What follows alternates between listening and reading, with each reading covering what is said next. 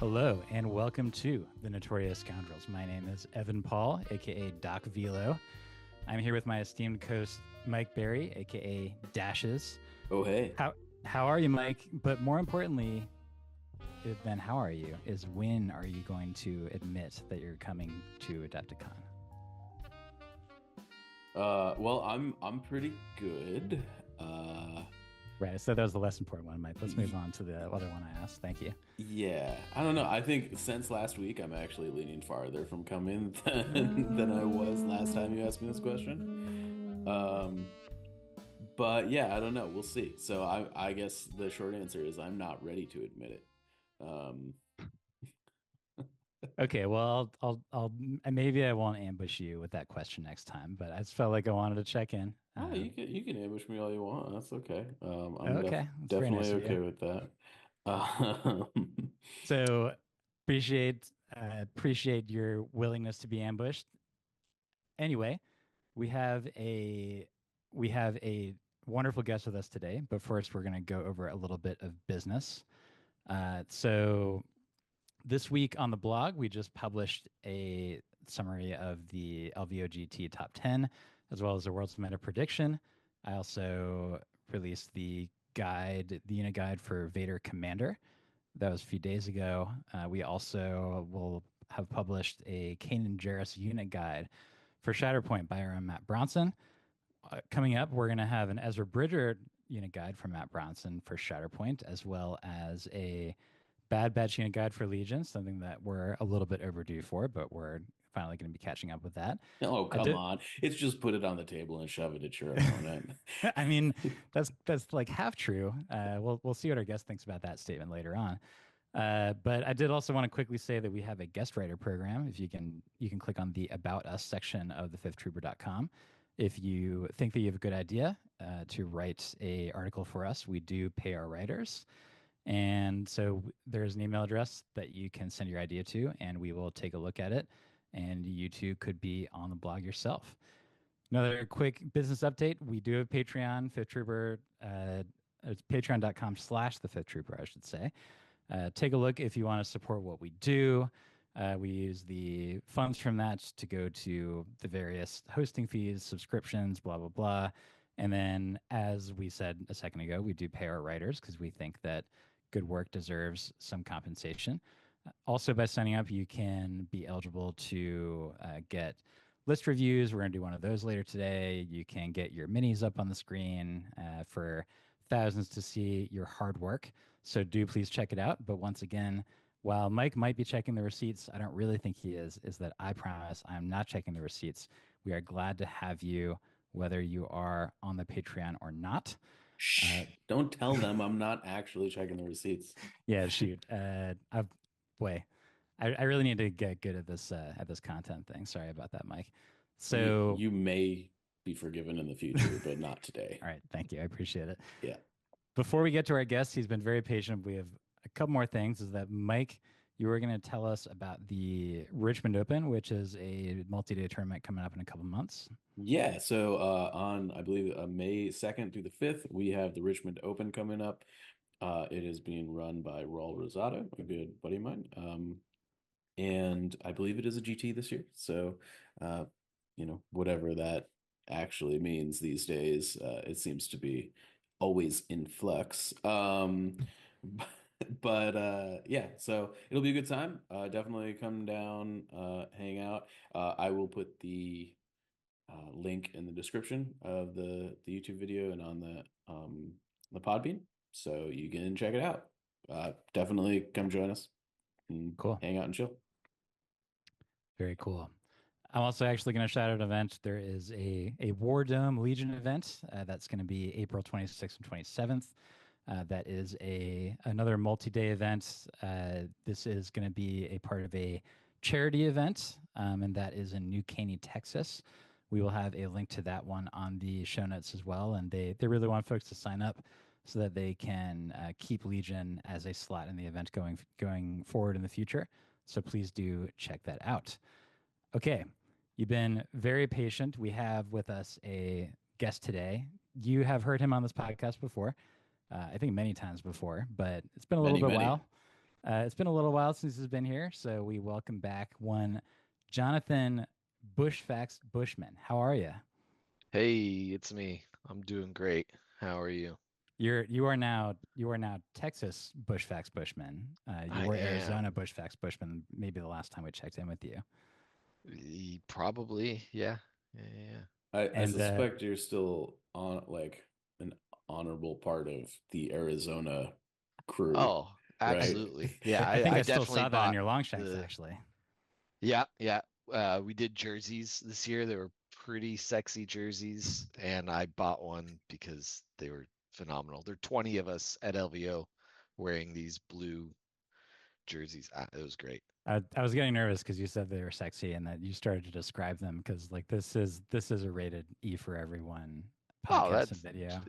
beautiful, Okay, beautiful okay. jerseys. You had me worried there for a second. But welcome, John. We're very glad to have you, and we're going to be glad to have your opinion on the various Legion things that are going on. I was wondering actually if maybe you could share with the audience what you shared with me about the origins of the Bushfax moniker that you Oh, carry around so yeah. proudly. Yeah, yeah. So Bushfacts was a nickname that I was given many years ago, probably pre-Legion. So we're talking like 2017 or 18. I used to play test for X-Wing, and I I think differently than most of the guys in my group did, and we had Controversial. Yeah. yeah, controversial opinions of the stuff that was being released or different interpretations of rules. And it was so constant that they started calling my opinions bushfacts. And it kind of just stuck for a while. And then I joined Legion and very quickly got into the like statistics and number crunching because I've always loved math and statistics, and Legion was a fresh game that like I could fill that space for. And I just thought, hey, you know what? I'm gonna take back that name and brand this as Bushfacts. And then it kind of just stuck, and it's like been I turned like a negative into a positive, ever since. So, You even made yourself a logo. oh yeah, I halfway adopted the Stark Industries logo, and That's what it reminded me of. yeah, oh, I thought it was super obvious, but Well, very blatantly stole maybe my Tony skull is Stark. super thick. But yeah, I think it's even in the Legion Discord emojis. Oh yeah, that's right. It is. It's a little Yeah, BF with a immortalized. it is Well, immortalized, yeah. good for you taking your Yeah. the bullying from your X-wing friends and turning that It was like around, light bullying, but the like vicious yeah. bullying from your X-wing friends, and then turning it around and changing it into a winning part of your personality in the Legion sphere. So Yeah. that's an inspiring story for everybody, really. So I'd say this podcast is already an A plus just from that. So we really appreciate that. Nailed it. Uh, so we got some news to cover. First of all, a little bit of lighter news. We have lists of prizes without any pictures, which I am guessing is going to change the next time they talk about this. But we got a list of GT prizes. We got a list of Adepticon prizes for the prize wall. There for the GTs is that there's some participation stuff, and then there's some top 8 stuff. But it is sort of the first confirmation, and I'm going to give credit to one Nick Bodnar for having mentioned this in the last podcast that for Adepticon we could really use a list of the prize wall, and then like magic, 2 days later it appeared, and it was 100% the influence of this podcast. You can take that forward as an absolute fact. But I don't know if you two A folks. bush fact, if you Yeah, will. that's our first bush fact I'll of the stamp day. it. Okay, bush facts. It was thanks to us that we got those list of prizes. We'll try and call it out every time that there is a new bush fact that we want to put a label on. But I don't know if do you two have any thoughts? We can start with you, Mike. Any thoughts about the prizes that they talked about? Maybe this is just like the old like geezer in me at this point that's like humbug. I hate Christmas. I didn't find this very inspiring. I thought I don't know. It was just like here's a bunch of cards. I that yeah, I was uninspired. I don't know what else to say.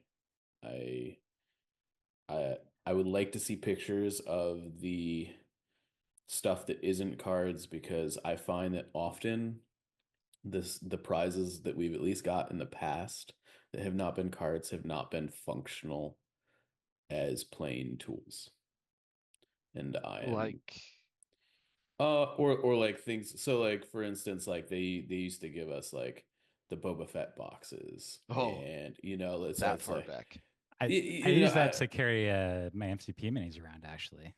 It's Sure, for sure, a different game. yeah, but like it's just like not functional in any way, shape, or form for our Yeah. game, and I just um it sounds like there's going to be more dice, although it's not clear like if those dice are like super new dice or what dice are fine. Dice are always cool.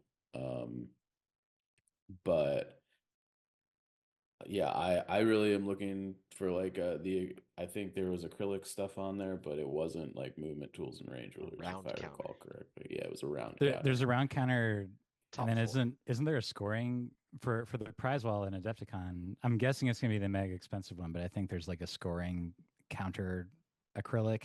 Sure, Not and I think that that's great. I listed. just like I mean my biggest hope with the prize wall at this juncture is that it's like the things on it are priced fairly and reasonably. Like there was cool things at Adepticon last year, but I played 4 days of Legion and couldn't buy any of them because I didn't have enough tickets, even though I won the majority of my games. So, Oof. I don't know. Uh, we'll see. Again, this is the pessimist in me. I have not been super pleased with their pricing stuff ever so far. And if yeah, I guess that's what I have to say. Just to say real quick is that it's what they're calling it is the mission dashboard in terms of the scoring template. But that sounds like a thing to where you would put the cards and then you can have some little cubes for like what the various scores are. They have that already for MCP and Shatterpoint, so I'm guessing it would be similar. But John, well, we've heard from Mr. Scrooge over here. I'm curious whether you might be more of a jolly ghost of Christmas present sort of situation here. I don't know if you want me to talk then. All I want is your honesty. All right, all right. I'm pretty I sure want bush these. facts, not bush feelings. Okay. I'm pretty sure these are the cards they gave out last year. Like, and Wait. I have Hello There foil, Reckless Diversion foil, Lying in Wait foil, Tax Strike foil, Whoa. Boy Hang on, foil. Jonathan. Are we talking about? Are we looking at the right list here? Or maybe it's 2024 to 2025 prizes and schedule. Atomic Mass Transmission. Right, but that was I think this is yeah. I believe the 2025 2026 Here, yeah. one. But before we Okay, get too okay. sour on it, That'll be better then. yeah. This was the let's link send it that to I you. was given. All right. Ooh. Did we give it to you out of No, I curiosity? don't know who gave it to me. Oh, okay. That's impossible. All right, I have sent you the new link in the chat. And Hey, now it you says can mission dashboard. there you go. So you weren't making that up. No. Okay. Yeah, so Quick they're new. look. Like I'll be Potentially new. I'm pretty sure Yoda. I got Yoda at LVO just now. And but was Chewbacca. it new art? I don't right. think so. I think we can Yeah. assume that all of these are going to be new art. I don't think we can assume that. I'm gonna be frank. I I'm want very to assume that. I want to be right. very clear. I would love to assume that. But I'm until I Plastic see stat pictures cards. of these cards with the Sounds- new artwork, I'm sus on that. I am a little optimistic about some of this stuff. The plastic stat cards sound cool. With all the lightsaber boys. Acrylic tokens. Fine. I was about to bah humbug that we haven't gotten those in 5 years. Yeah, So yeah, yeah. that's awesome. Aim, standby, dodge, and surge. That's cool. I'm Silhouettes. We will see how those turn out. yeah, I agree with that for the silhouettes is that I want to see like Yeah. how they measure to the official length before I sign that onto that one. But for everything else, Yeah. I'll be an anti-humbug here. Is I'm that cautiously hopeful. I think that there's not like a ton more that we could ask for. Like Yeah. it's been a while since they did like the Orabesh ambush, push, and assault. Like that was a was long like time first ago. year.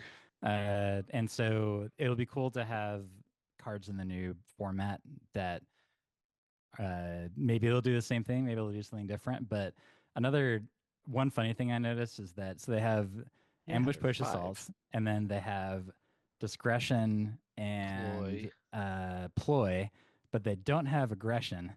Right. So poor Shadow Collective players are just like left a little bit out. I mean, it is kind of in the narrative though, right? Like that's just what we expect for Shadow Collective players these days, right? To be fair, Shadow Collective players are getting 5 usable cards while the rest of us only getting 3. Exactly. So when you think of really, it that way, yeah, it's really incontrovertible that they're coming out ahead. yeah, absolutely. Just don't think about the fact that aside from those, probably the reason they did those 3 cards is because none of the other foil or plastic stat cards are legal in Shadow Collective. But hey, Well, you it only is have what it 5 is. rounds, so you can only play 5 cards. There you go. Aggression's just not good enough. It's not. I guess It's not. not. Yeah, who needs aim tokens? Yeah. Okay. I think with the card stuff, I really loved what FFG used to do with the themed alt art. Like, here's Sabine's unit card, it's alt art, and here's all 3 of her command cards in like full art, style, alt art style. And they would do that for each tournament. You would get like um a different character. In some tournaments, you were like, if you played Rebels, you got Sabine, and if you played Empire, you got Bosk. And so you would have to get, and so for each season, if you wanted to collect, the 5 heroes for that season or whatever, you'd have to play a different faction at each tournament. Did FFG ever do it for all 5 factions? I'm pretty sure that was only when it was Rebel Empire. It may have been 4. They definitely did it. Yeah, it makes it easier. Did they do 4? Did they get to clone and sep? I think so. I think But I the could be wrong pandemic about that. happened when they were about to go live with that stuff. Right. That's fair. Yeah, and maybe it was just Rebels and Empire, but Which is a lot easier to do. it 100% compared to is. 5. But I also think like even if it was just like one character each season that they did that with, it just felt way more cohesive. This feels like they're like, here's a bunch of random alt arts that really aren't unrelated and won't fit in with your collection or anything. Yeah. And I really liked the cohesiveness and felt like you were getting something special that like you could really, I don't know, kind of like amped your army or your collection up a little bit. Where these are just like, here's a card, have fun. Here's a card, I don't know. That's just my take. I'm sure people will disagree. I disagree, Mike. Yeah, I'll disagree. Okay. The flip side is like, what I think one year it was Jin, right? Jin and her cards. Yeah. And like, what if you never play Jin? What if you're a Rebel player who then you're equally left out? So they're being more generic maybe, and they're hitting a broader spectrum, but and for it'll kind of appeal to more people. The Prizewell thing means that you can get the stuff that you want. Yeah. Yeah. Yeah, pros and cons. I get the cohesiveness, like, but yeah. Anyway, that's this does feel like a good step compared to previous. It's definitely better than last prizes. year, for sure. Assuming, I think the biggest thing is like if you go to Adepticon and you play Legion all 4 days, you should be able to walk away with it from Adepticon with all of this stuff, in my opinion, or at least a large portion of it. I mean, let's be real. Like Like the cards are free to print, basically. Yeah.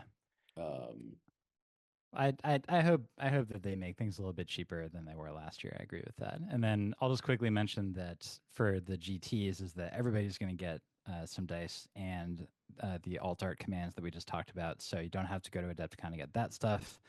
In fact, I would probably stay away from that stuff in the prize well, given the fact that everybody at the GT is going to get them.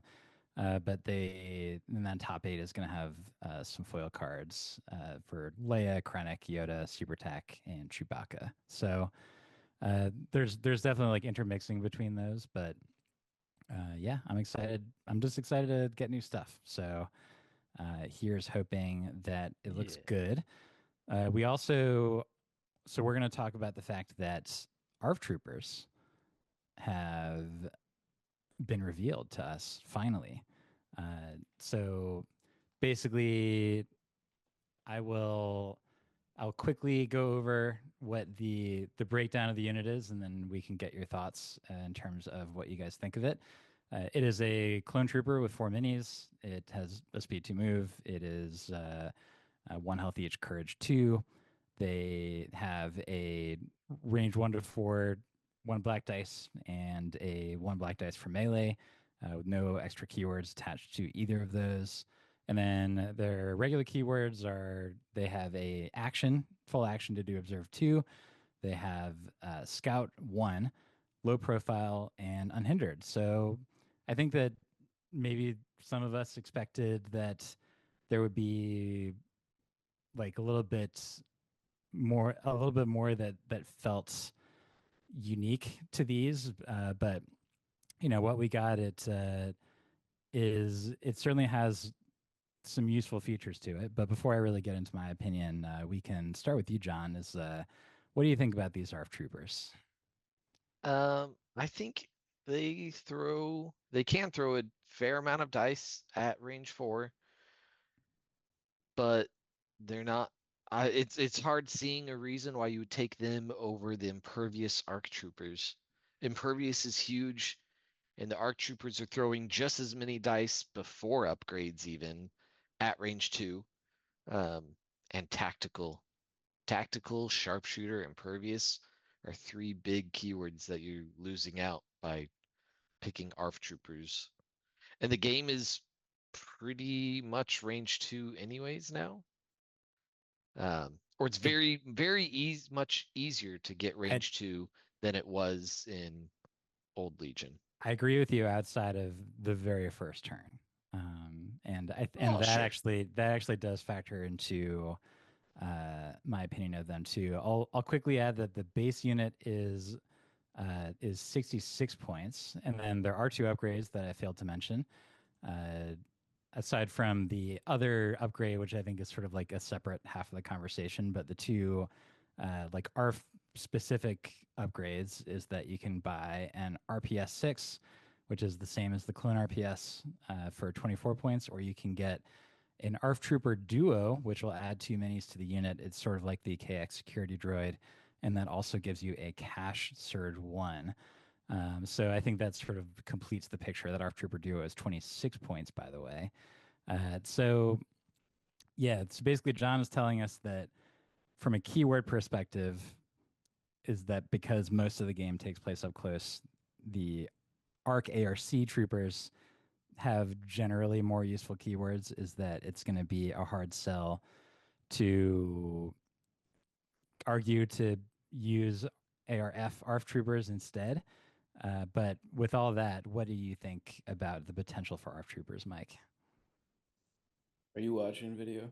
Oh, yeah, I just saw that. Sorry, I was looking at the. Okay, well, 2 weeks in a row we have a controversial. For those who didn't watch last week's episode, is that Mike used this very same sign to indicate that he thought that a unit was trash. I'll put some commentary on that myself once you're done. But Mike, you have the floor. Tell us why the ARF Trooper is equivalent to Riot Control Squad in your point of view. So I guess first off, I don't think it's as bad as Riot Control Squad. Okay. I think it's coming in probably pretty close. I don't think 66 points for 4 black dice at range 4 is okay-ish, I guess. Like you're paying 66 points for a squad that is as effective offensively as a naked rebel trooper squad in the special forces slot. And yes, it gets scout, and yes, it has range 4. So it can obviously probably throw some dice on turn 1. But after turn 1, a a naked clone squad at 56 points, throws the same amount of dice at the same at a higher offensive capability because they're bringing a surge token with them. Yeah. And it is what clone squads are 56, I think, these days. I think it's 10 points cheaper. And I think if you really want the clone squad to like have scout, you can even give them recon intel, and I still think the clone squad is a better squad than the naked ARF unit. And then once we get into the upgrades, I think you said it's 26 for the two-man unit. Whereas the 2-man is 26, and then the RPS is 24. That's right. Yeah, and so the RPS is completely useless, basically. It's actual garbage. It is red, black, white, which would be okay for that price, I think, if it didn't have cumbersome, which means you can't shoot it on turn 1 after they move. And so like this unit does not jive like with its purpose on the table. I feel like the obvious purpose of this unit seems to be a unit that is scouting up, taking some shots, and then I don't know what it's supposed to do because every other unit the clones have access to is just better than it at that point. It's holding theoretically, I think it's holding a back point if a back point exists on the primary. Yeah. But it doesn't always exist is an important caveat to that. I think it usually does technically, but like, close the pocket doesn't really have a back point. Breakthrough sort of does, except if you're going to be getting charged, then the ARF Trooper may not be your best friend in that sort of a circumstance. Yeah, sorry, go ahead. No, you're good. You're good. But I think an arc strike team, honestly, for basically the same points, is a much more effective back holder and can do it at a higher range and still be viable. Like range 4 is still on some objectives like shifting priorities, or what's the other one that can get pretty long is the very generic one, recover the research. I think sometimes you need to have like a pretty far range to reach like point to point. Yeah, that's fair. And 4 is not going to be enough to get you there. So yeah, and then like paying 92 points for a unit that throws 6 black dice is, we must be playing different games, because like I don't know. That seems absurd to me. So I'd say that I generally agree. Maybe I don't feel quite as strongly about like the idea that they could have utility now. I basically think that they're a points cut away from being a real consideration. Because like if it was a cheaper option to do that 6 black dice, then it would be to do like a full arc squad with a commander, which I think is actually like that. All that together, is that still actually cheaper than the ARF plus duo? 86 Yeah, ARF so plus captain. So that is a really tough one, right? It's like if you consider a captain arc squad, and we know how good that is, or a Jedi arc squad. Yeah, we're going to be talking about that in just a second. Is that makes the argument for the ARF with the duo really tough to make. And then I do agree with you on the RPS point, is that to me, I actually don't think that any unit that doesn't have either infiltrate or prepared positions should have the cumbersome keyword in this game. Not anymore. It's tough now. Right, not currently, because it's just, and you can set aside the balance stuff, but the perspective that I say that from is that it's not fun to put a heavy weapon on a unit and then to be like, well, I can use this every turn except for the first turn, and then when I do, it means that I'm basically just kind of like shoot moving. And in a world where like the whole fire support thing is gone, which was the big reason to take RPS in phase 1 clone squads in the past. There's impact options in other places, and it just like it puts this artificial feeling limitation on the unit, and I think that sucks. I just want to like second that, but echo it for like some different reasons. In that impact is a keyword that functionally matters far more in the early stages of the game than the late ones. As the game moves on, impact matters a lot less. And the reason for that is, look, if you get to turn 3 and they still have armor on the board that you haven't been shooting, or like the end of turn 3 and there's armor on the board that you haven't been shooting, yeah, you can't afford to spend the time to shoot an armor. Most, like, I'm talking like armor 5 plus things that the impact really matters against, right? Like if you're taking a rocket launcher with the intent of it being good against armor, you're not taking it for the ATRTs. You're taking it for the saber tanks and the AATs and the whatever, right? But if you haven't shot those units before turn 3, with impact weapons, you're not going to continue because it's kind of like a lost cause most of the time.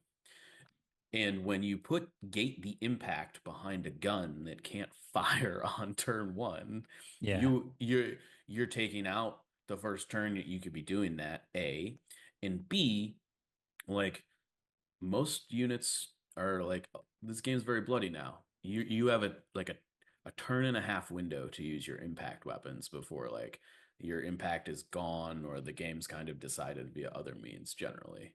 yeah. And so I can't, I don't know, I can't justify it in that regard. Even if the weapon was good, which I don't think it is. And well, I mean, so realistically, let's talk about it even more, right? So like the heavy weapon on this squad is 24 points. Yeah. It's red, black, white. It does No not surge access. No surge access. Okay. Right. So that is an equivalent of what, 12 out of 8? 12. Yep. Yeah. 1.5. So, yep. So it's 1.5, right? If you buy the ARF Trooper Duo,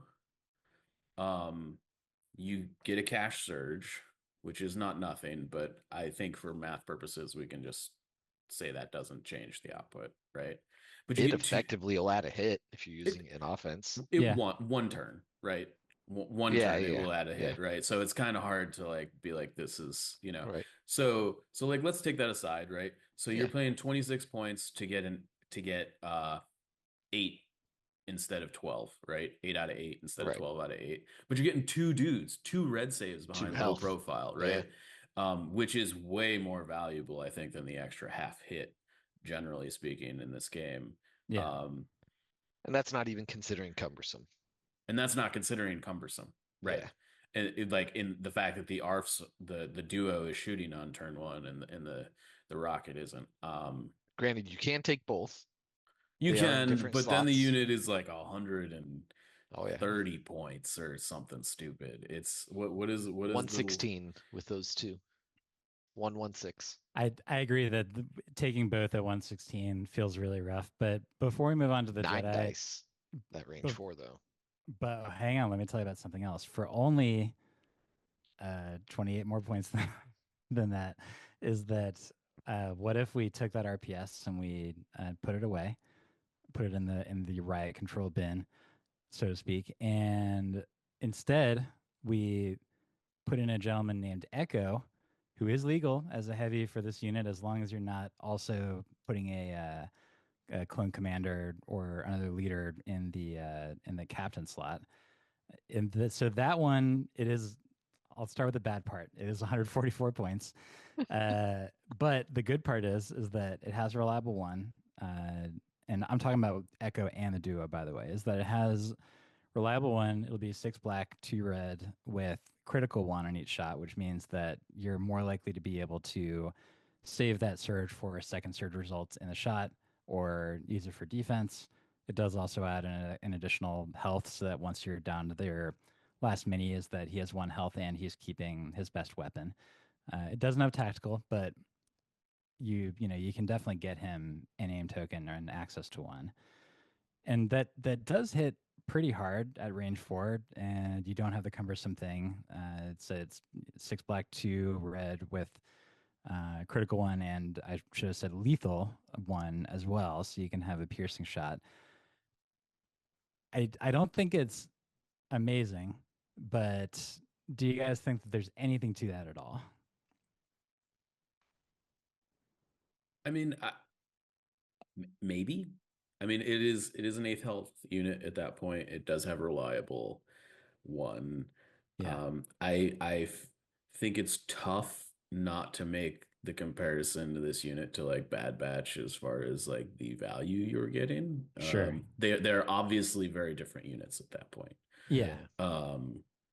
It would be a really powerful back cap guy to have, is that like if it's something like Intercept, to where he would be likely to be able to sort of like shift and shoot the one on the right or shift and shoot the one on the left while just kind of sitting there in the middle back one on Intercept.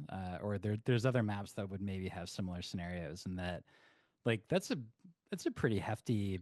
That's like a big vehicle level shot coming in. It's pretty similar to an ATST or a tank with shells or something like that. And so it's something I'm going to try. Like, I'm not sure if it's going to be hyper competitive. It seems fun at the very least, like, which I can't say about the RPS, but it seems fun to have like a mega Echo ARF squad in the back. So the I don't know. sharpshooter starts to hurt. No sharpshooter.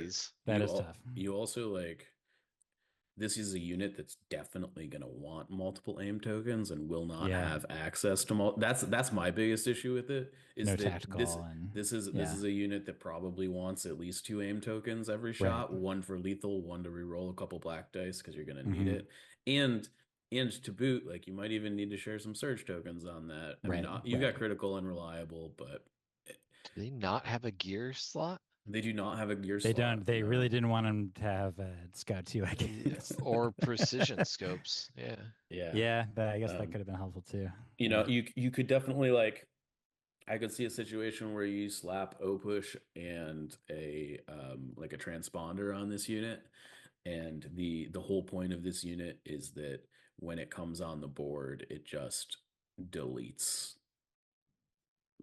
a unit, a stormtrooper unit or a Black Sun unit or something, which I don't think is like super out of the question. But I do think if you want it to do the thing with reliability, you probably need to augment it with there needs to be probably an ARC Trooper unit standing next to it, sharing aim tokens to it. Which would be pretty likely, in my opinion. I think so too. Like, in that list is that let's say it's a 501 list, is that I would consider doing like 1 ARF and 3 ARCs in that sort of a list, and so it would have some aims around for sure. Maybe you could even just like do the Anakin 3 pip to like give it some extra firepower on turn 1 with the extra aim token. You'd be wasting the one on Anakin himself, but that would it would be pretty good. Like, the question is like, that is 44 more points than an HQ commando, and so you're like wondering, is it really worth that much of a hike? It has some advantages over commandos. It has some disadvantages too. It's more dice. Why not both? Yeah, sure. Why not? Yeah, the double commando and then a super Echo ARF. That would be a pretty rough.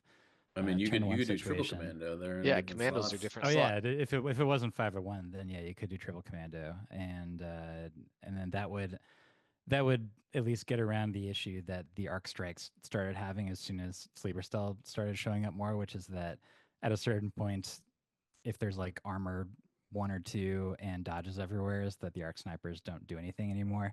Yeah. And at least if you have big dice pools, some of which have high velocity, is that you can still keep up a ranged threat. I was basically just thinking about it because that is, in terms of being a single attack, that's stronger than any other Republic unit, at the very least, can put up as far as like a big long range attack with lots of dice. Like that's better dice than what the Saber will give you. It's probably pretty. Yeah, it is. It is, because the Saber is a double rainbow and 2 red, and well, that's what the beam cannon, and the Saber doesn't have pierce. The Saber also doesn't have sharpshooter, so I think It does have crit.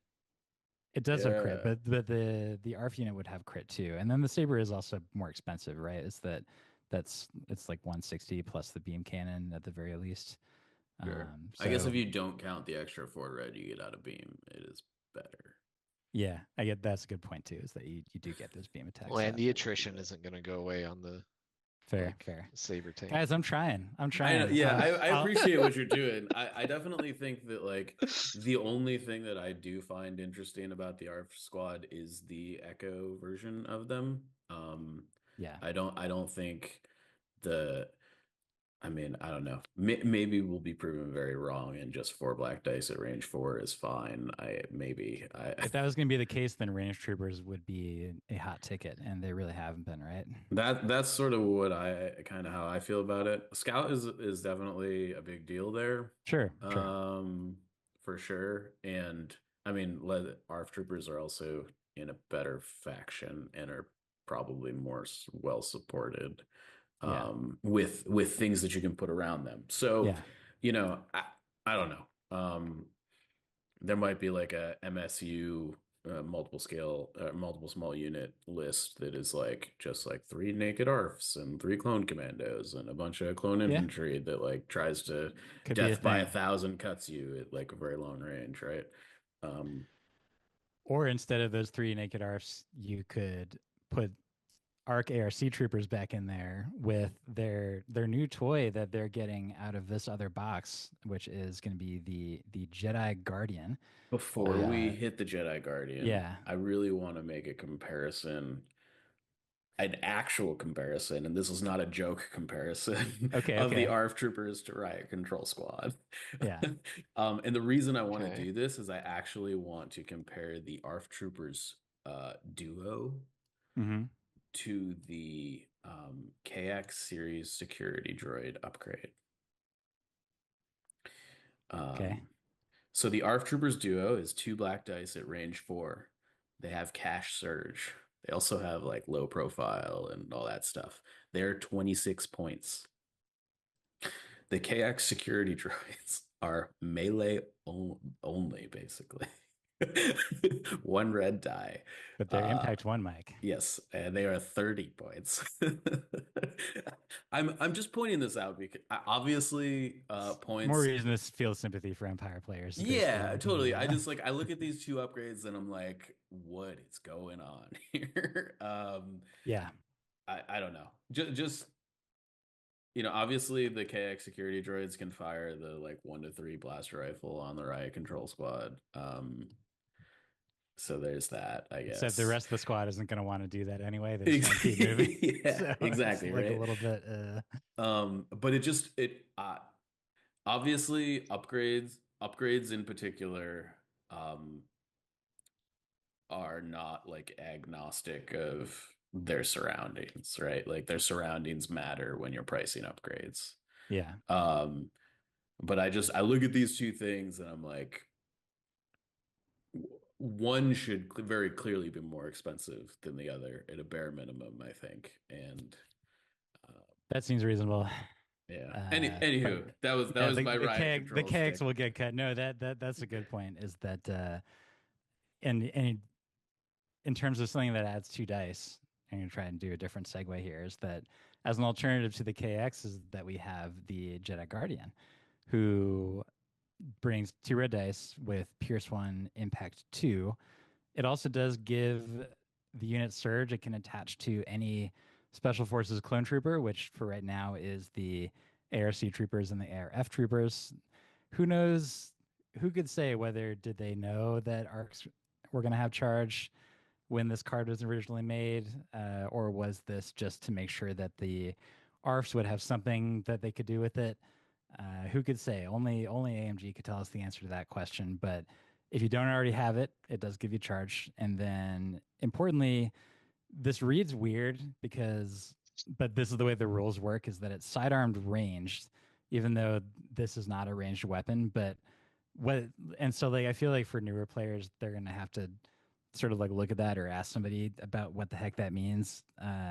That some of them may think that they can fire this thing at range 2, they cannot. What it means is that they can't shoot the guns on whatever unit it's attached to, which again mostly matters for the ARC troopers. Is that that would mean that if you don't run the heavy on it, that your ranged attack is going to be the range 1 to 2 blasters with 8 black dice. But when you get into melee, it will be 8 black dice, 2 red dice with the Pierce 1 Impact 2 that we just mentioned. So this is generated pretty, I would say, more conversation than the actual unit that they're attached to has generated in terms of this is 22 points, by the way, which is the same cost as the captain still is and the commander once was. So I think that originally they had a concept that all of these captain upgrades were going to cost the same. It just turned out that the one that gave you a reliable one was good enough that they needed to pump that one up pretty quickly. But what do you guys think in terms of the utility of sacrificing 2 dice from your ranged attack, and also sacrificing reliable 1 for the benefit of having this extra 2 red and Pierce 1, along with saving 8 points on the overall unit? We'll start with you, John. What do you think about the idea of Jedi Guardian arcs versus the traditional arcs that we've been using to this point? I like it. I think a mix could be valuable. I mean, they're going to have access to surge tokens from the backline core, with the sharing being range 2 now. Yeah. Um, Hopefully. hopefully. Yeah. But I like it. Having more options for Pierce and melee, especially with the rise of like B2s that are, Oh yeah. gosh, they're insane. I think it'll help a lot. And without having to pay 150 points for a force user. Right. Yeah, I like Yeah, it. Mike, what do you think in terms of the sort of the concept of, like, if you're building sort of an old school for Legion 2.6 anyway, 5 of first squad, where you have Anakin and then you have a bunch of arc squads, is that up till now people have been doing a little bit of a mix often of like some commanders, some captains, so that you have a little bit of options of both. But so how do you think the Jedi Guardian is going to fit into that math, so to speak? I I think this is really difficult to say. I think this is a unit that this is an upgrade that I don't think you want just one of. I think that this is a unit that if you're gonna do the Jedi Guardian thing, Yeah. I do think you're all in on the Jedi Guardian thing. And that's to say that like if my opponent only has like 3 arc squads and one of them has a Jedi Guardian in it, the Jedi Guardian one is the one I'm shooting first, right? Yeah. But I also am like, I'm just not sure if this is worth losing the range dice, frankly. I think that this might be just too expensive, n not enough of a bargain in comparison to the captain is my fear, because this doesn't do anything other than juice your melee pool, which is not always a sure bet. Yeah, I agree that there's a risk. The way I was thinking about it personally is that I would consider, if I had like 3 ARC squads that I was going to put into my list, I was actually thinking that I would probably try to aim for doing a Jedi Guardian on only one of them, but then also putting impact grenades on it so that uh, it could, that way it would have impact 6 on a charge. That way, if you needed to hit armor really hard, you could, and it's a pretty cheap upgrade. But more importantly than that is that it's actually weirdly an arc that I would want to have order control on turn 1, which often isn't the case actually in 501st list, is that the arcs are usually the ones in your bag versus the commandos and your Jedi or your commander having orders on them. But I would want to keep this for a later activation to basically send in the direction of what seems like it's going to be like the best target for it. But as you said, giving up the range attack is not nothing. Giving up the surge token, even though it's 8 points more, is certainly not nothing. Especially in that 501st list when you're usually not going to have as many core floating around that give you extra reliable tokens. And so, yeah, I agree with you. It's a tough judgment, and it's one that I'm sure that there's going to be a lot of experimentation on in terms of figuring out the right mix. I am hoping that someday I will get to double move into the back of a bus to do my impact 8 charge, and for it to roll 1 block, which I'm going to pierce and then just like instantly obliterate the thing. But that's sort of an aside in terms of this like actually being an optimal piece, is that I think some folks around the community have been very convinced that this is like an auto include. I'm definitely not convinced of that because like you do a lot of range 2 attacks with ARC Troopers. Yeah, I think people should be very careful with that line of thinking. I think this upgrade might be actively bad. To be completely honest, I'm not convinced that that There's is the my case, take. but I actually think that this upgrade could not be good. And I mean, yeah, I do think the first place I'm gonna try this is I'm just gonna throw 3 ATRT flamers and as 3 arc Jedis behind them and just build a wall like I've been doing with my Aquas, and then go melee the dudes arcs, right? Yeah. We'll see how that pans So out. So when you guys run your ARC Troopers and you're taking all these range 2 shots, are you not eventually charging into melee? I mean, sometimes you do, sometimes you don't. Is the thing?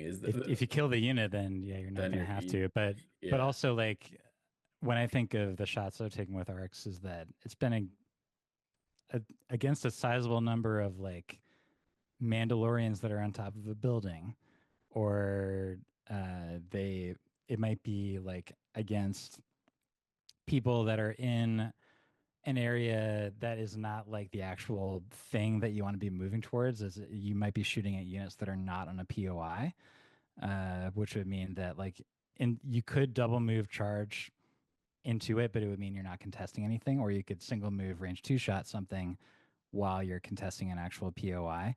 I get that those are like sort of edge case scenarios, but even though the charging is like the thing that usually happens, is that the thing that I would be concerned about is that I would lose the versatility to deal with those like not super you wouldn't typical lose situations. it, right? You wouldn't lose it. You would weaken it. Yeah, for sure. Well, and importantly, weakening it early on, which is so much more important in the current game, where attrition is such a big deal. We're talking about like the difference between killing a unit and not killing a unit. A wound on round But 1 is worth much strengthen. more than a wound on round 4. It does protect your attrition coming back at you, though, right? Because then your late game hits are still harder because you have those 2 melee red dice. Well, it doesn't. It protects your offensive attrition, yeah, because your leader will have that is a good point, is that your leader, when it's just down to them, instead of having like the regular 2 black and then maybe there's one other mini, is that instead of rolling the 4 black or whatever, is that you're rolling 2 black, 2 red, pierce 1. Like that is significantly better, right, for sure. But I think that the other concern would be is that you're also potentially going to be getting more attrition on the way in, because if you're not taking the commander, you don't have a native surge token unless you have aggressive tactics in your list.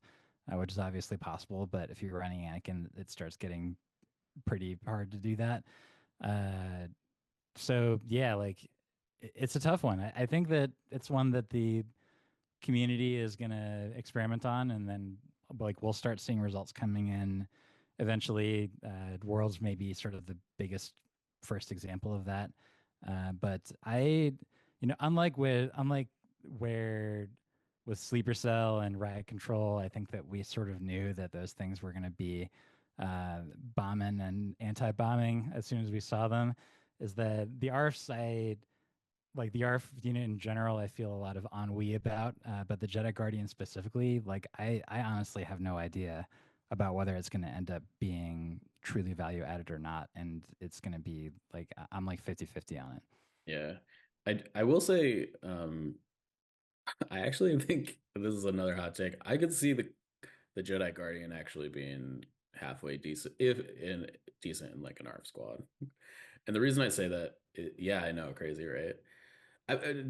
I think it requires you to think about it like significantly differently, and you have to like the thing that matters on the ARF squad is the charge keyword, not the pool. For sure, for sure. And that's that like this upgrade turns your ARF squad into a unit that basically once it's committed really can't change its function over the course of the game to being a squad that's like, okay, I'm shooting, but we're losing this POI and we need a squad that can get in there and also kill something. And I do think that versatility could be good, but the issue is that the ARF squad itself, I think, is probably not good enough, right? Yeah.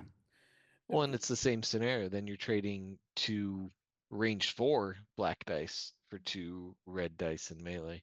Yes, yeah. I mean, all around, I think the fact Yeah. that this thing has sidearmed ranged, really is quite Makes sense quite. thematically, but it is painful. I mean, Well, they could have easily printed on here like force wave, like 1 black die, in addition to the lightsaber profile, and I think that would have been fine. Even if you have to up the cost, I think that that's reasonable and not like would have been tough to fit. yeah, maybe for sure. I will say that you can, just to respond to John, is that you can put the duo and this in the same unit, like the duo is in the personnel slot. It's getting really expensive at that point, right? Yeah, That's that's my issue with it. But yeah, we will see. We will see what this box does to the world's meta. Speaking about that, I'm gonna pretty quickly go over the fact that like last week, Mike, you talked about the fact that you took Aqua droids to a local tournament and won it. Mhm. I was inspired by what you did, and so I took a different version, sort of close to your list. Like your list was definitely the starting point, and basically the thing that I did was I changed Maul and a couple other things into 2 Magnas and heavies on the Aquas. Okay. And it did end up being 12 activations instead of your 13.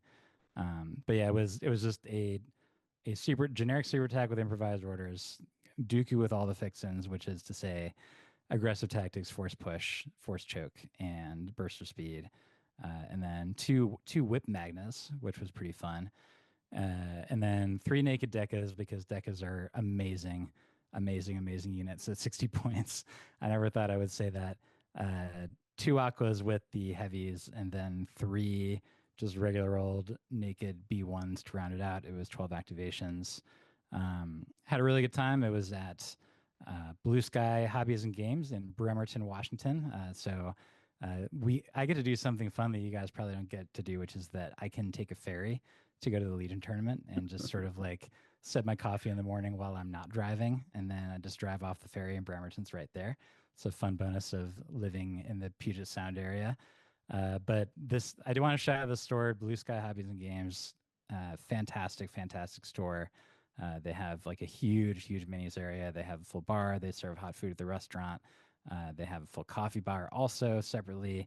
And maybe most importantly is that they have a ton of Legion still in stock, which is not what you can say about every game store out there.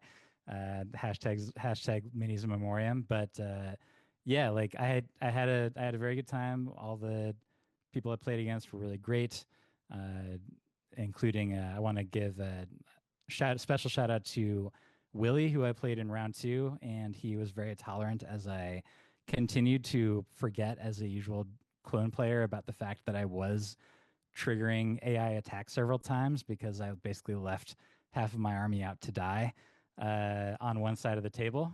But it worked out. I won all three games, and it was just a little 8-person tournament. So that was enough to take it home. And I gotta say, Aqua droids are very good. I know you said it last week, Mike, but they. I'll say that with the heavy is that I've been liking that a lot, even though you're getting less value from a health perspective as soon as you put the heavy in there, because it's like almost half the cost of the unit what it was to start out with. Actually, it's a little bit over. Actually, it's like 1 point over half the cost of the original unit. 28 compared to 65. Oh yeah, actually, it's not. So yeah, It's under there you half. go. It's under half. Perfect. Better for my argument that way, right?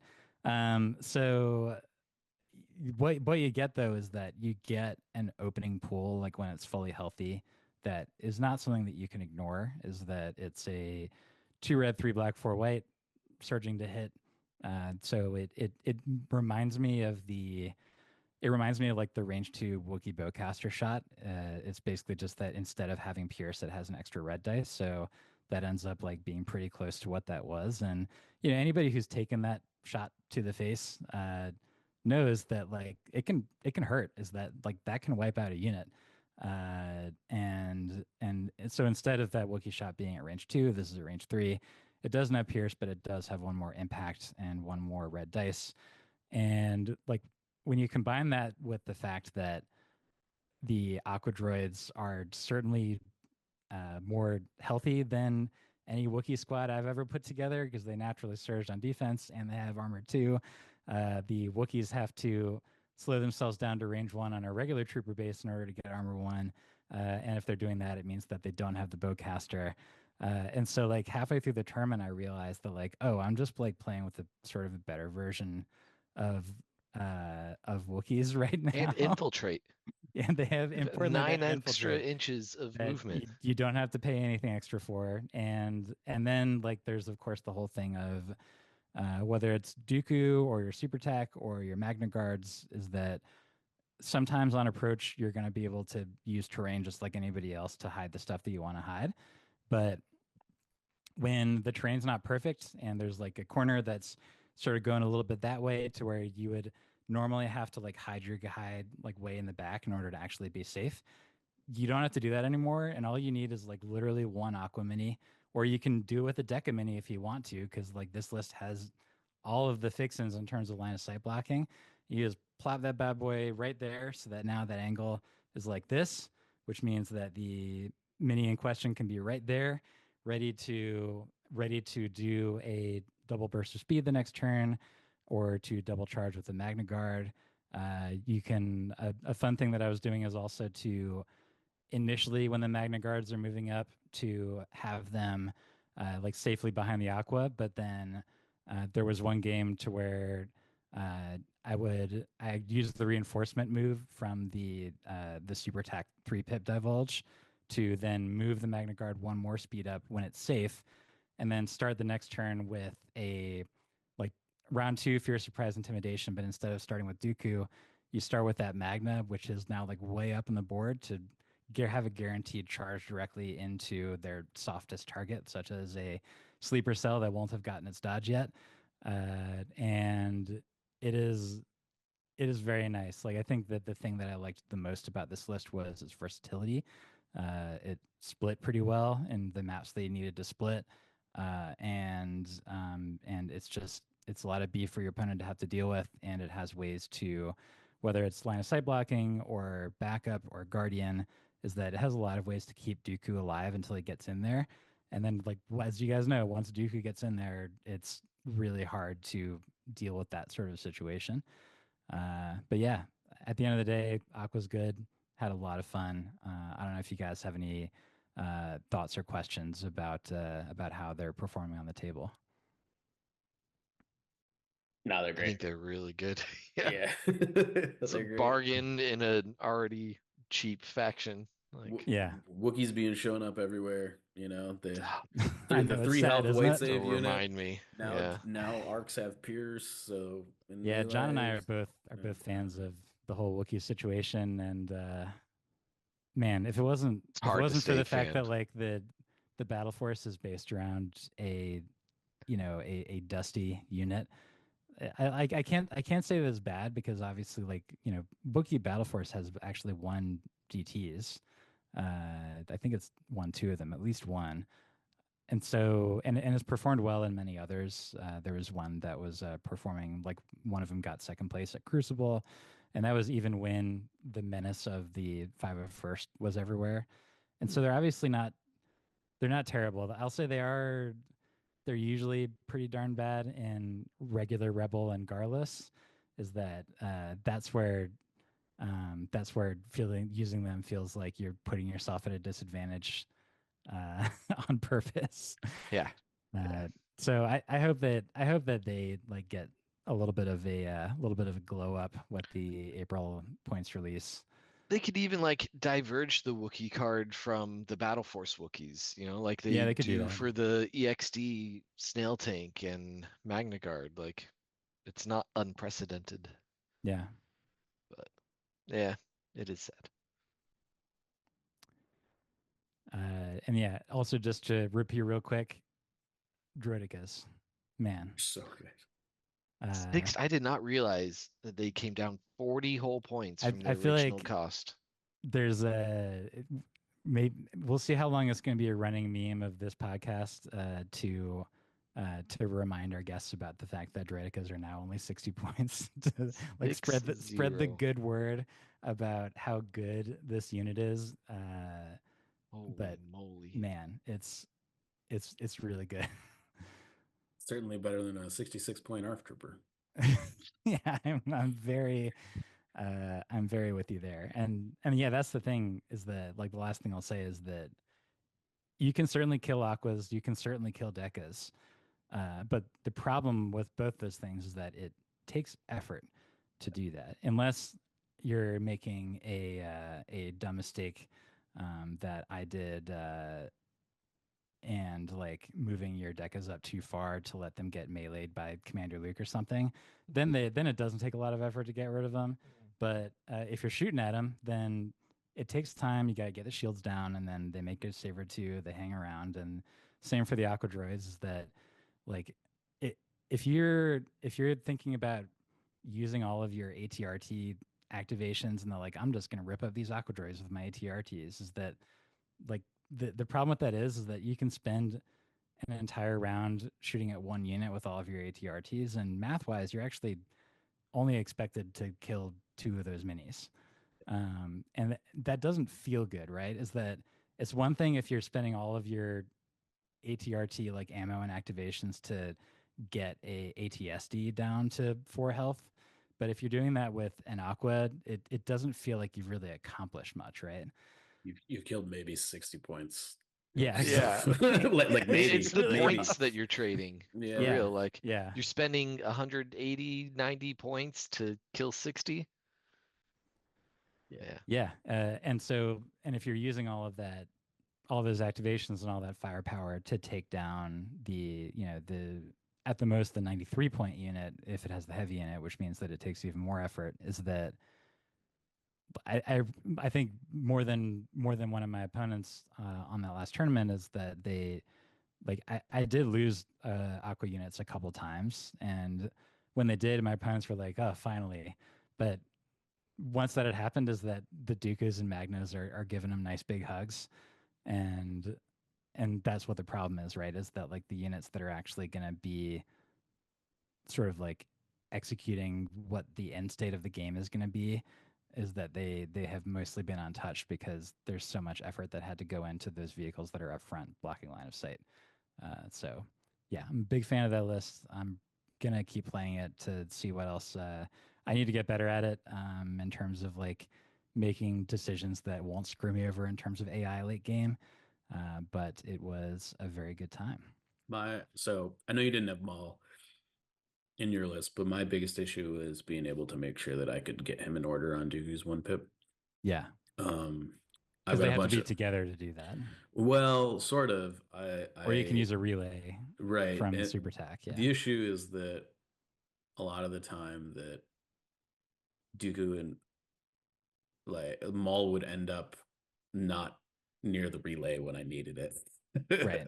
Which yeah, I don't know. Yeah. It was awkward for sure. I looked at that list and I was basically like, my brain that hasn't played a droid list in quite a while is not ready for the comms relay shenanigans. So I just went with Magdas instead, and it was nice to not have to think so hard. Okay, next we're going to move on to a quick Patreon list review. This is a feature that you can be eligible for if you're a member of our Patreon. Is that the list we're going to be reviewing today is from a patron, goes by Can't Say Presignation. That's the name that he goes by. I did just say it, by the way. But this is a Tempest Force squad, and he was asking for a feedback on it. And it's like most Tempest Force squads, is that it's lovely in terms of how quick it is to read off what it is. So, Mike, do you have the squad up by any chance? The list. Yeah, yeah. Let me go ahead and pull it up here. I do now. All right. Mike, why don't you run us through what the squad has in its original iteration, and then maybe we can go over what suggestions we might have for a Can't Say Presignation. Yeah, so it is led by, I guess I am going to scroll down to the bottom here and start with the commander. We've got Major Marquand, who obviously can't take any of course. upgrades because he doesn't have the things. Doesn't need them. Doesn't need them. 2 ATSTs with the Imperial Hammers pilot, ATST mortar launchers, twin light blaster cannons, DW3 concussion grenade launchers, and linked targeting array. Full kit and caboodle for them. 6 naked scout troopers, and then 1 stormtrooper with an astromech and electro binoculars, and then 2 stormtroopers with astromechs and environmental gear. All right. For 12 acts, which is a lot. It's a lot. That's a lot of stuff, and I'd say that the natural Scout 3 that Scout Troopers get is that it's been a little bit unsung just because of the general state of Empire right now.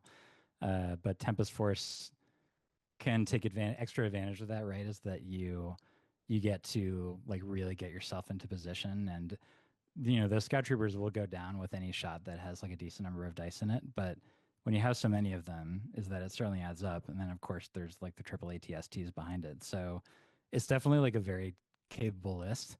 My thoughts on this were basically that the idea I had was to basically try to lose a couple upgrades in order to make the scouts just like a little bit better on the turn that they matter, which basically boiled down to getting rid of the mortars, just because those ATSTs are scout moving anyway. They have the hammers pilot, not Weiss, and as a result of that, there may be many turns to where you wouldn't even like want to use the mortar anyway.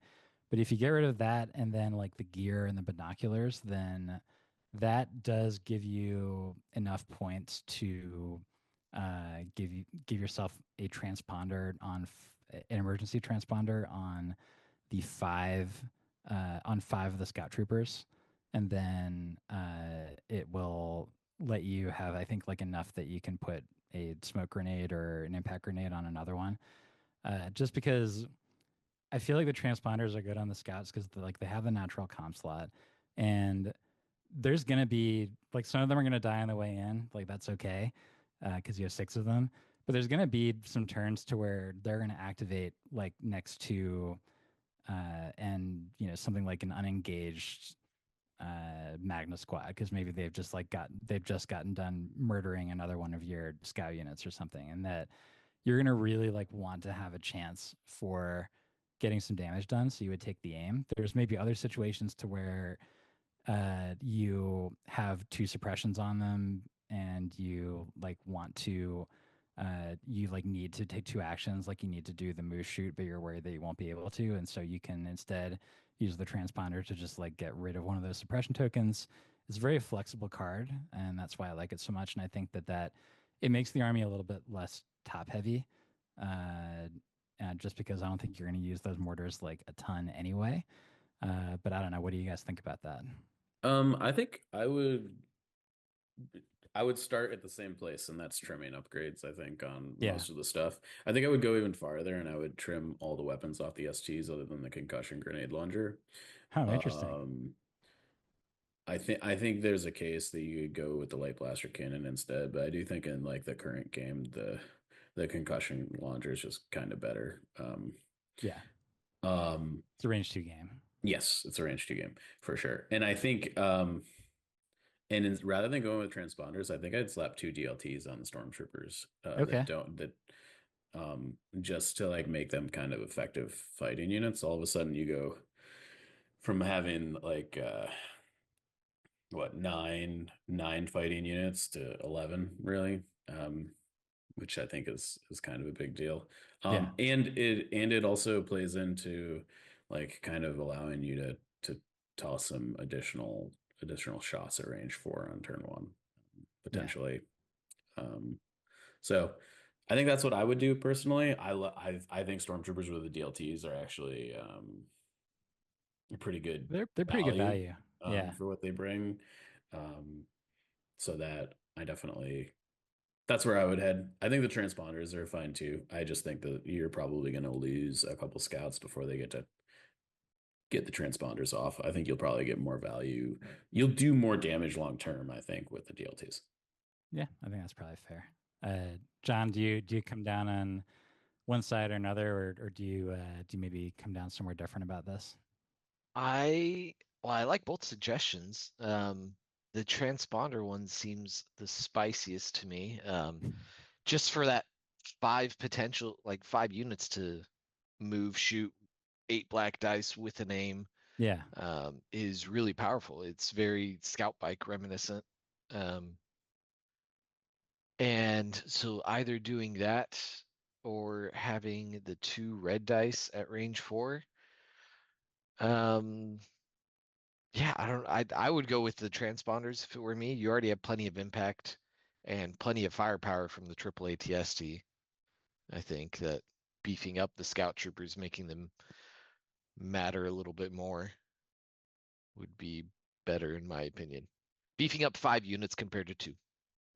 Yeah, and I agree what's with going Mike on is in that my you're head. sort of accepting that one of them might die Yeah. on the way in, but Yeah. that's why you spread the love, is that, you know, Right. if you send in 6 units and if 4 of them get there, at least they have the tools to get the job done when they get in. Well, and you could potentially be having a huge LOS wall walking up, right? You've got 3 very large ATSTs in front of you. Yeah, potentially. You need to be like moving those around in exactly the right way, and Yeah. the ATST is like a little bit more awkward when it comes to that compared to the Aqua droids, where they can just like sort of do this and do the wall wherever they want. Yeah. The Aqua's all But move the at the free same pivot time, too. beforehand now is of very course. helpful. Yeah. Oh yeah. And that I didn't mention, but having that free pivot, oh man, I would have messed up so many times with my decas in terms of like leaving them on the wrong spot. Oh, totally. Like, I give so much credit to people who like actually used Droidicas or ATRTs like with any kind of competence before we got the free pivot like anti-idiot cushion that we have now. Because man, yeah, it is just so helpful. So thank you for that one, AMG. Okay, so next we're going to be doing a little game. It'll be it'll be less of an in-depth thing than our thorough review of the super squads, which, you know, I was hoping for like a little bit more controversy. I feel like there were a lot of people that sort of commented, and they were like, yeah, you know, super shores aren't very good, are they? And so, but you know, any conversation is a good conversation. So we're gonna try to keep things lively.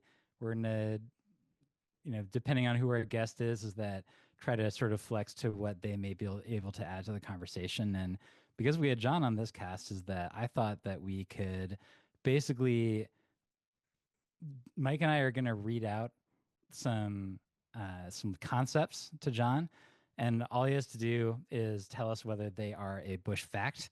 Is he going to put his Bush fact stamp on it, which means that it is legally 100% true in the Legion world, or is he going to label it Bush fiction, which means that we need to take that fact, ball it up, and throw it into the riot control bin over in the corner?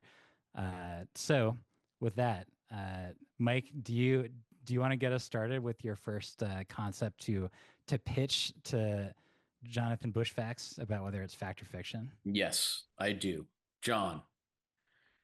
Mike. Bushfacts or Bush fiction?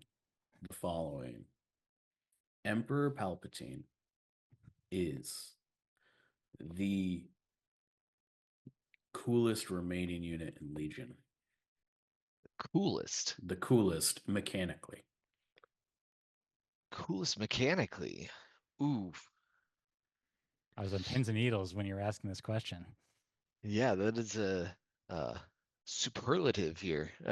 He's definitely a very cool unit. But next to like Anakin and Han, yeah. Nah, I'm gonna call it Bush fiction. Why? You got to back up Bush fiction. Oh yeah, I could back it up.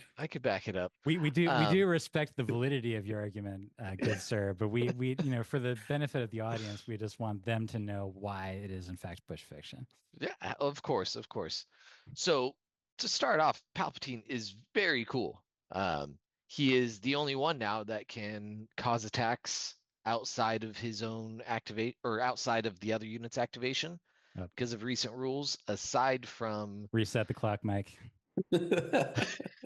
Aside from you serve your master well with Luke, and aside from Anakin popping, what is it called? Tempted. Yeah. We actually call that keyword's actually just cheating. We're just bragging. Cheating. Yeah. It's just called cheating. So Palpatine extra attacks are very spicy. His command cards are extremely relevant. 2 of his command cards are extremely relevant still.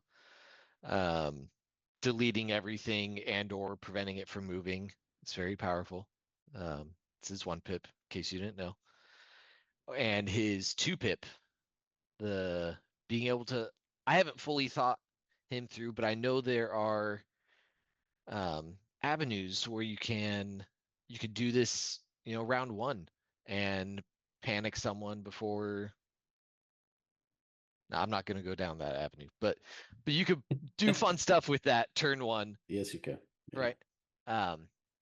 But he is not. Who were the 2 I had in mind? Anakin, I think, is cooler, and crap, I already forgot. I had one other that I thought was cooler, but Anakin is very much cooler. I mean, was it Count Dooku perhaps? No. Okay. No, just checking. Definitely not Count Dooku. Wow. Definitely not. Ouch. You know who didn't make his list? Luke didn't. I'm sad. Also Luke. But that wasn't who I was thinking about. Oh. Who didn't? Yeah, who list? didn't make your list? Well, not to dig up uncomfortable things, but Yoda did not make my list. Oh, yeah. No, he didn't. Yeah. But that's why I said reset the clock, by the way. Yeah. Once again, we've gone Rip guidance since 1 to 0. Yeah, back from 1 to 0. I think that's 4 in a row. Yeah, maybe we'll get to 2 someday. Han Solo made the list. Yeah. Han Solo is up there. Famously hated on by Stabcast Tim. But what really, doesn't he hate? Like that man's got a very irrational fear of Han Solo. I love it. Hi, Tim. I love it. Hi, Tim. We love you. So I totally agree with you. Han Solo is pretty cool. And big money doing 0 pip shenanigans, last firsting with stuff. You give it HQ uplink. Reckless diversion with so much utility. With multiple Ewoks behind a rock, but you can only shoot one of at a time. Yep. Yep, That's the that is a worst. thing you can do. And then to the cherry on top of it all, change of plans. Yeah, of course. Nothing you could do, but he will make sure you do not play a card on turn 2, turn 3. Whatever card it is he doesn't want to come out, he can make sure it doesn't come out on a Yeah. given turn. So good. And then on top of it, it's a range 2 game now, right? So his gunslinging 2 dice pierce 2 sharp 1 is much more relevant if he could stay out of melee. Yeah. Oof. But steady Well, helps, peekabooing from 3. you know, That's it. Han Solo is very cool.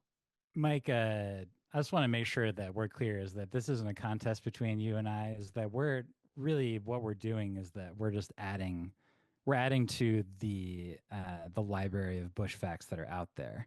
And so we're just pitching things, and that way the world knows about whether this is fact or fiction. So now it is sealed in stone that Now we know. Palpatine is not actually the coolest No. miniature out there. So I've got another superlative for you. Actually, I think Mike and I were of the same mind of this. Is that breakthrough is the most fun primary objective in Legion 2.6. Primary. Okay. Let's see. Is that bush fact or fiction? It is the most fun? Yeah. Or like the best to play? I don't think it's the most fun. And I don't think. And we're 0 for 2, Mike. Yeah. Go ahead, John. That is a bush fiction. I think breakthrough tends to split your army into 2. That's why I like you have to. I tend to abandon one side and just try and steal half of it to close units or close POIs. But I think things like bunker assault are more fun personally because I like to run the heroes and the stuff that's running at you. So for my style of play, I prefer bunker assault or close the pocket even. What about where I don't have to abandon part of my army or part of some of the POIs. Yeah, that makes sense.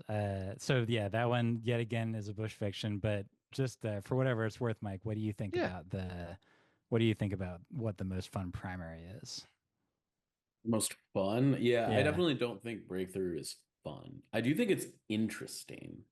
I think it might be the most interesting of the new objectives. It is interesting. Is what I would mark it as. The most fun? I think Recover the Research is the most fun. That is the one that I find the most fun to play, at least. And that I think the principle of just having to contest a POI with one unit to score it makes for a much more fun and enjoyable game between players. It sets up some interesting risk rewards about like, is this naked B1 squad going to truly be enough? Yes. If you're going to post it there to last as long as you need it to. Right. And so yeah, that's very different from breakthrough to where like maybe breakthrough is the most fun to me because it's the most interesting. That's just like a personal thing, is that the nature of how you split your army, to where I agree with you, John, is that it seems to me like the best strategy is that you basically choose which side you're going to lose.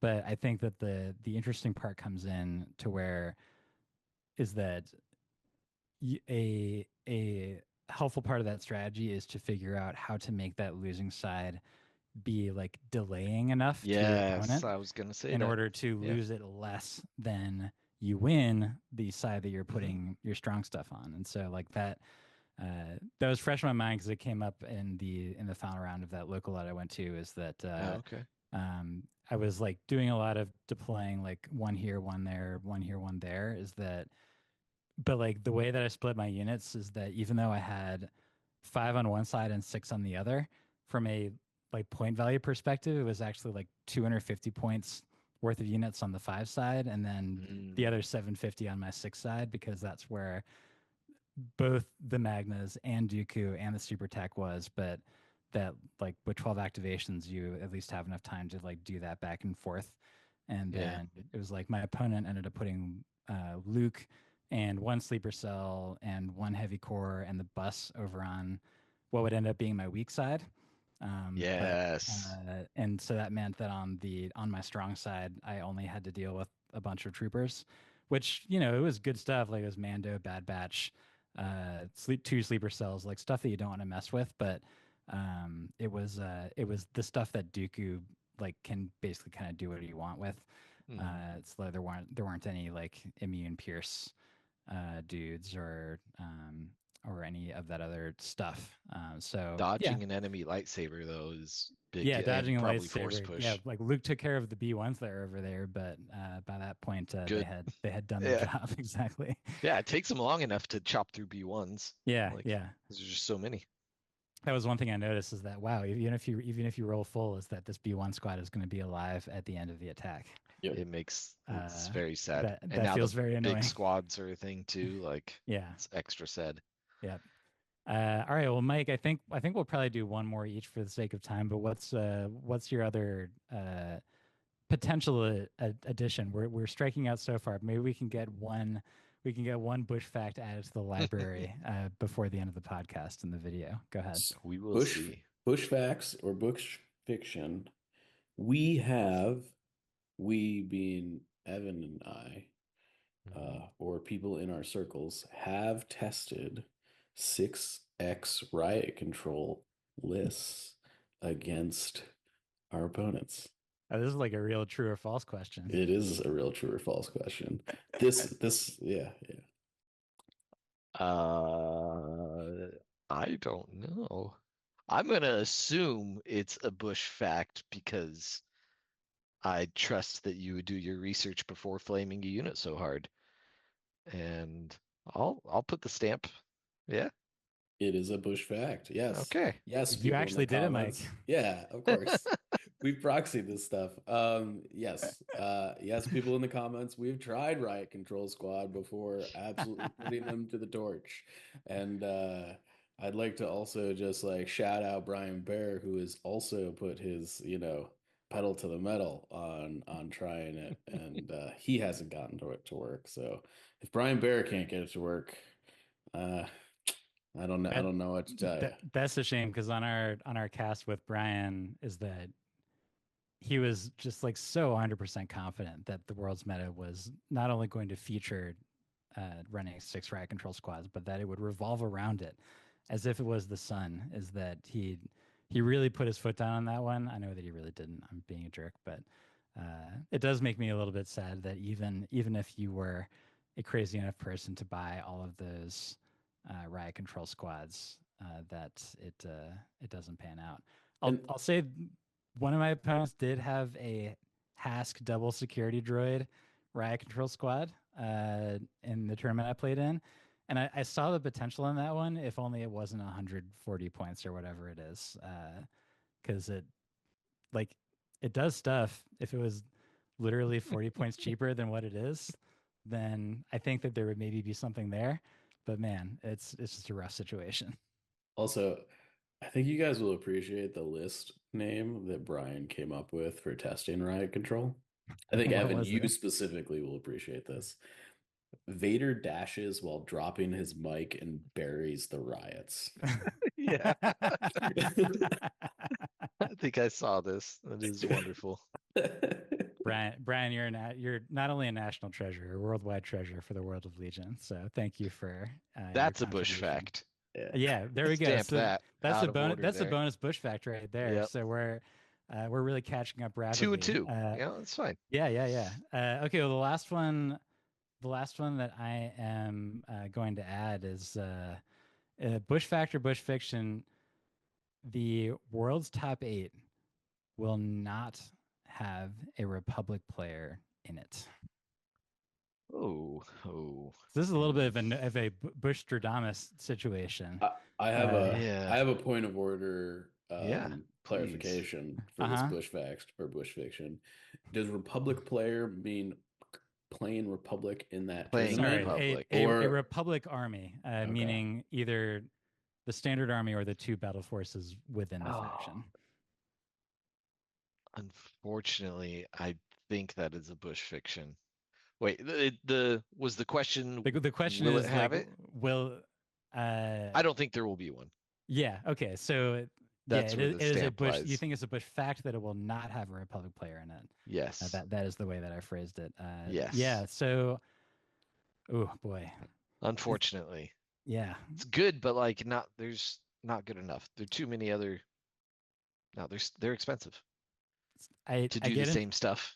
exactly. I think that it like more and more as I've been like thinking about this more, and I watched a lot of the LVO streams. Is that it's just to me it just seems like there's not enough activations to get the job done.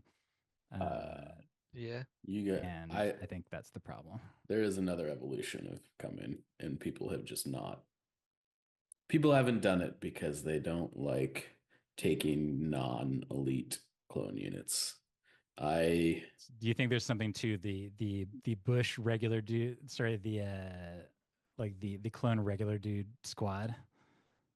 Just like a bunch of dudes. yes, but I don't even think you really need to go too much farther than that. Like it's funny because like while we were talking about uh on the cast right now, I kind of just like threw a list together.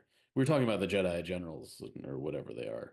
And I put together my 15 activation Rex list that is next on the okay. This is what I like to next on the hear. tryout list. It's Rex with aggressive tactics, clone commander, 3 naked clone infantry, 4 naked ARC troopers, 4 strike teams with snipers, and 2 ATRT flamethrowers. And your arcs just hide behind the flamethrowers, and then you don't have to worry about them getting attritioned on the way The in. approach, right? Yeah. So, and we've been messing around with Republic ATRTs locally, and I actually They're think good. that they're way better than they're they good. have any right to be. I think I'm missing some units here. What you said? You said Rex, Commander. Rex, Commander, 3 clone infantry with no heavies, 4 naked arcs, Okay. 4 strikes with snipers, Right. and then 2 ATRTs with flamethrowers, and that is a 504.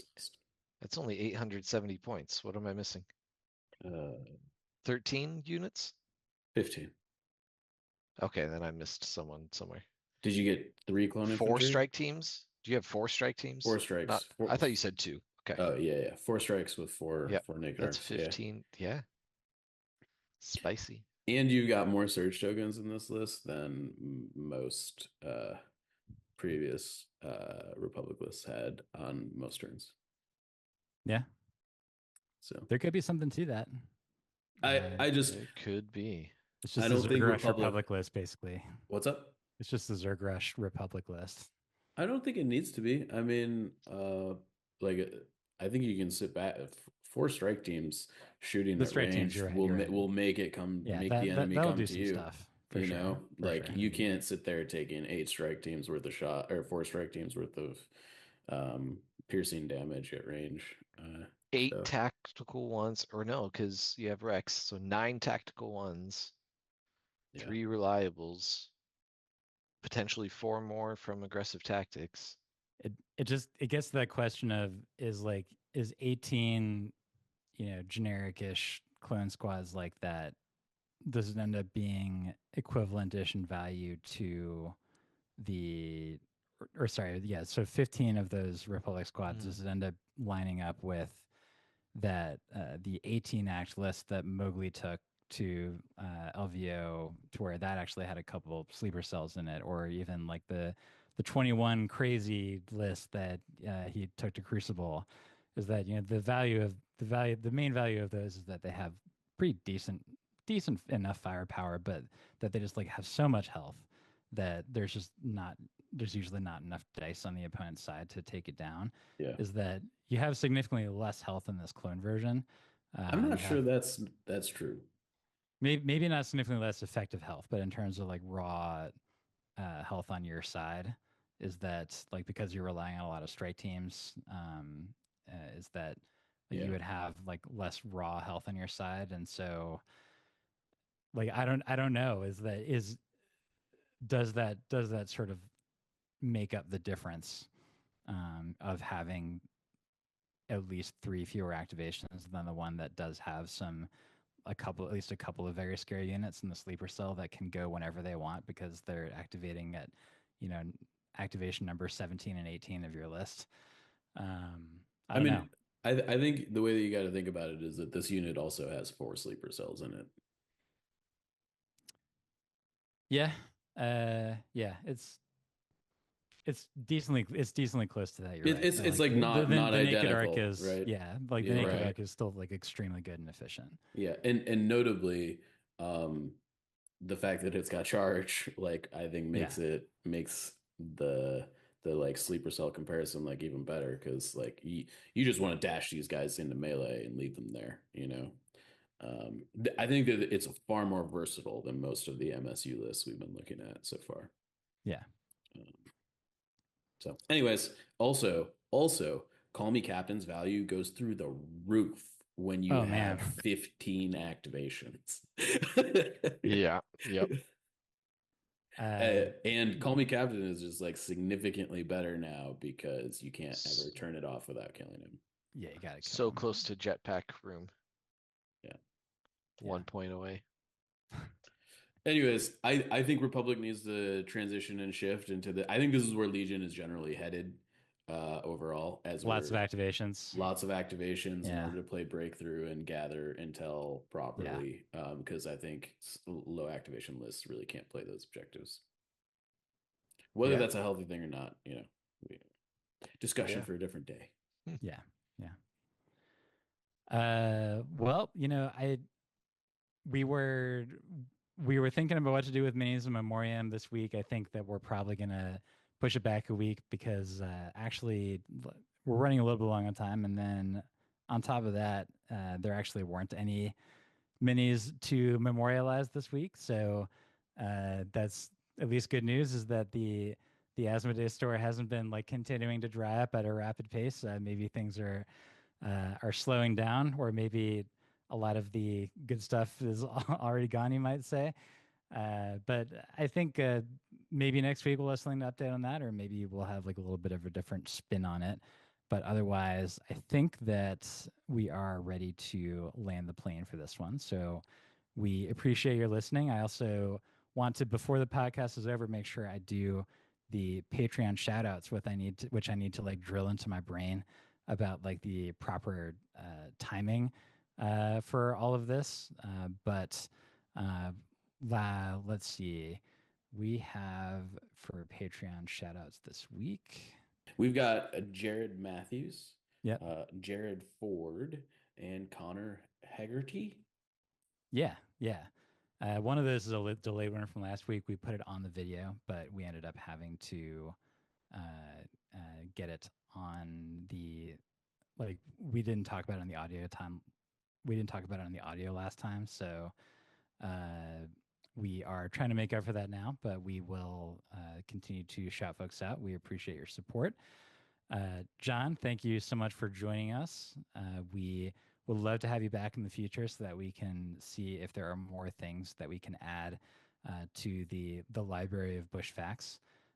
Absolutely. Is there anything else that you wanted to shout out? This is your chance to say anything at all. No, I'm good. All right. Well, Mike, how do we land this plane? Yeah, this has been Notorious Scoundrels, Season 4, Episode 2. I'm Mike. I'm Evan. Jon Bushfacts Bushman.